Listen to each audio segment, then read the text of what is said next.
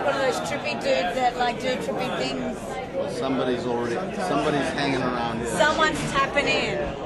Alrighty, you know who's tapping in? It's Shorty Brown tapping in with Robert Morningstar, who is the writer for the editor for the UFO Reader's Digest. UFO Digest. UFO Digest that people read. That people read. So you have a huge fascination of UFOs, correct? I do.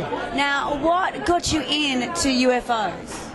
Well, I grew up in the 1950s, and several people in my circle of friends, my family, saw UFOs. My father saw one while he was in the Merchant Marine, as far back as 1948. How many UFOs have you seen?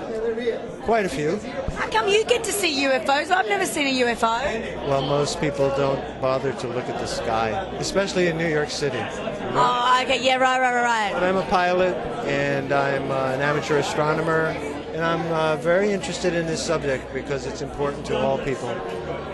And so when you actually saw your first UFO, how did that make you feel? It was kind of thrilling. The first one that I really count as no doubt about it was flying in 1990. I saw two UFOs approaching me from my 11 o'clock, and they moved right across the nose, and then I flew behind them. So I got to see them coming in front and as they passed. Wow. And air traffic control couldn't see them on radar. That is a trip. And did you see any aliens or marsh? What do you call it? Martians? Martians? I've seen, Waving to you? not on those craft, but I've had a lot of experience with people who have had close encounters. I work with people who are recovering from abductions, and I have had my own close encounters with those creatures. And so in your UFO book that you write, well, do you just basically write about other people's encounters, your encounters? My encounters are on the internet at ufodigest.com, including the flying one that I described to you. And my theories about the nature of this phenomenon and how far back it goes in history. I believe, as a matter of fact, that Shakespeare's Midsummer Night's Dream is telling of a UFO abduction in terms of the consciousness of the people of Shakespearean times. Oh, that's my favorite piece of theatre, actually. I love it. As well. So when you're sitting at a dinner table, you know, with all your friends and having a conversation, do they react like normally and like, oh yes, wonderful? Or, you know, what's your reaction of general people? I think people are more open to it. The general population was conditioned to be afraid of it and to be reflectively skeptical. But that has changed a lot. With 80 million people having seen UFOs in the United States and an estimate of 5% having been abducted, the fear is dropping away.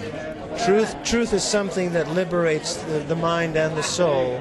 And once a person begins to tell truthfully what they've experienced, you find that 5, 10, 15 other people say, you know, I had that experience, but I was afraid to talk about it because I thought everybody would think I was nuts. Well, I think that age is passing. About time, Alleluia. And now thinking about Alleluia, what did you think of Alien Grey? I had a lot of fun. As I was saying to Tom Dickens, the writer-producer, it's 1950s science fiction in the 21st century. It took me back to those days in the 50s when I was watching It Came from Outer Space, Tarantula, The Incredible Shrinking Man. All of those flashed through my mind, and it's a lot of fun. It's a good film, and actually quite accurate in its depiction of the Greys, for example, and their mischief, their malice. Awesome. And how was David Burke's performance there as the lead man? I think that fellow's going to be a star. I may when I write this, I may write it as a star is coming, ... from Australia. Wow, hey, Aussies rock, I reckon. And Alien Grey rocks, and UFOs rock. We are... One topic on the planet today. There you go, people. There you go. Yeah.